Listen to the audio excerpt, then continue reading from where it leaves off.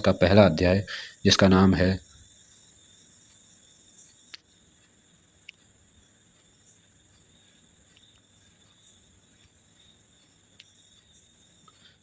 नमस्कार दोस्तों, स्वागत करते हैं आप सबका हमारे यूपीएससी तैयारी सीरीज़ में। आज हम शुरू कर रहे हैं कक्षा 6 के इतिहास का पहला अध्याय जिसका नाम है कब, क्या, कहाँ और कैसे। यानी अतीत को जानना क्यों ज़रूरी है और हम अपने अतीत के बारे में जानकारी कहाँ से पाते हैं। तो चलिए शुरू करते हैं और आगे बढ़ते हैं, इस चैप्टर को समझते हैं। तो चलिए शुरू करते हैं। भाग 1, अतीत को जानना क्यों ज़रूरी है। ये सवाल हमें खोज लेना चाहिए कि अतीत को जानना हमारे लिए क्यों ज़रूरी है। ठीक है, तो चलिए जानते हैं दोस्तों। इससे हमें अतीत को समझने का मौका मिलता है, यानी इतिहास हमें अतीत को समझने का मौका देता है। हम यह जान पाते हैं कि लोग कहाँ रहते थे, क्या खाते थे और कैसे कपड़े पहनते थे और किन किन पेशों से जुड़े थे।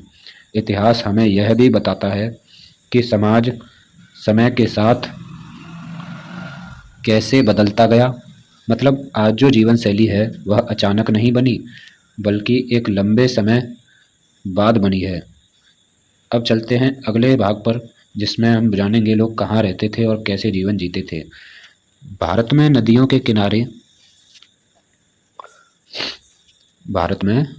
के किनारे बसे लोग सबसे पहले खेती करना सीख गए। सिंधु घाटी, गंगा घाटी और दक्षिण भारत की नदियों के किनारे सभ्यताएं विकसित हुईं। इसी तरह पहाड़ों और पठारों पर लोग शिकार, पशुपालन और खेती करते थे। यात्रा, व्यापार, धर्म और युद्धों के कारण लोग एक जगह से दूसरी जगह यात्रा करते थे। यही कारण है कि भारतीय संस्कृति इतनी विविध और समृद्ध है। ठीक है, तो क्या कारण है इसका? विविध और यात्रा, व्यापार और युद्धों के कारण लोग एक जगह से दूसरी जगह यात्राएं करते थे। ठीक है, यही कारण रहा है कि यात्राओं और इन्हीं यात्राओं की वजह से ये हमारी भारतीय संस्कृति जो है इतनी विविध और समृद्ध है। अब आगे बढ़ते हैं और बात करते हैं भाग 3 में भारत नाम और भारतवर्ष, यानी हमारे देश का नाम भारत कैसे पड़ा। ठीक है, तो हमारे देश को भारत, इंडिया और हिंदुस्तान जैसे नामों से जाना जाता है, अलग अलग नामों से जाना जाता है। भारत शब्द की उत्पत्ति भरत नामक जनजाति से मानी जाती है, जिसका उल्लेख ऋग्वेद में भी पाया जाता है। जबकि हिंदुस्तान नाम का संबंध सिंधु नदी से है। अब आगे बढ़ते हैं और बात करते हैं भाग 4, अतीत को जानने के स्रोत। अब हम जानेंगे कि अतीत को जानने के कौन कौन से स्रोत हैं, जिन स्रोतों से हम अतीत की घटनाओं के बारे में जानकारी प्राप्त करते हैं। ठीक है, इतिहासकारों को अतीत के बारे में जानकारी कहाँ से मिलती है? इसके 5 प्रमुख स्रोत हैं। नंबर 1, पांडुलिपि। ठीक है, पांडुलिपि क्या होती हैं? अब जिन्हें हम मैन्युस्क्रिप्ट कहते हैं। ठीक है, और इन्हें कहते हैं हम जो किताबें हाथ से लिखी पुरानी किताबें होती हैं, जिनमें धर्म, साहित्य, पुराण और इतिहास से जुड़ी बातें मिलती हैं, पांडुलिपि कहलाती हैं, जिन्हें हम मैन्युस्क्रिप्ट्स कहते हैं। ठीक है, अब बात करते हैं दूसरे स्रोत के बारे में, जो है हमारे शिलालेख। ठीक है, शिलालेख, इंस्क्रिप्शंस, पत्थर और धातु पर खुदे हुए लेख होते हैं, यानी एक कठोर सतह पर खुदे हुए लेख जहाँ पाए जाते हैं उसे हम शिलालेख कहते हैं। इनमें राजाओं के आदेश और जानकारी होती है। ठीक है, आगे बात करते हैं पुरातात्विक अवशेष। पुरातात्विक अवशेष यानी कि आर्कियोलॉजिकल सोर्सेज, बर्तन, औजार, सिक्के, मकान, हड्डियाँ, ये सब बर्तन, औजार, सिक्के, मकान, हड्डियाँ, ये सब खुदाई में मिलते हैं, जिन्हें हम पुरातात्विक स्रोत कहते हैं। ठीक है। अब बात करते हैं पुरातत्वविद कौन होते हैं, यानी पुरातत्वविद किसे कहते हैं हम। पुरातत्वविद जो वैज्ञानिक खुदाई करके अतीत की वस्तुओं का अध्ययन करते हैं, पुरातत्वविद कहलाते हैं।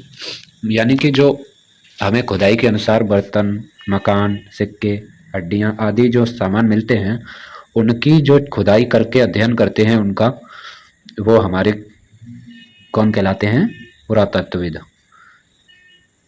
अब बात करते हैं इतिहासकार किन्हें कहते हैं हम। इतिहासकार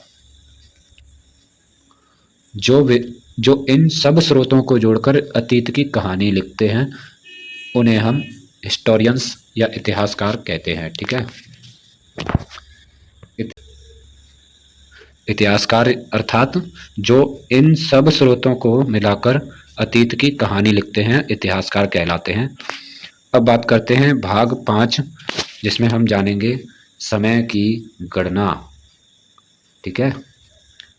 समय की गणना, इतिहास पढ़ते समय हमें समय की गणना समझनी होती है।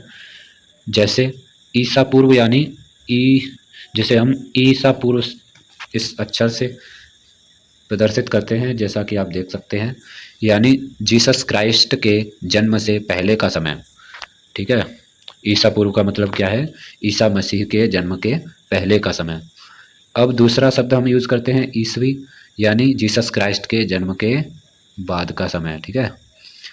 आजकल BCE यानी बिफोर कॉमन एरा और CE कॉमन एरा, जिसका अर्थ है शब्द का भी इस्तेमाल करते हैं हम। ठीक है। अब बात करते हैं भाग 6। तो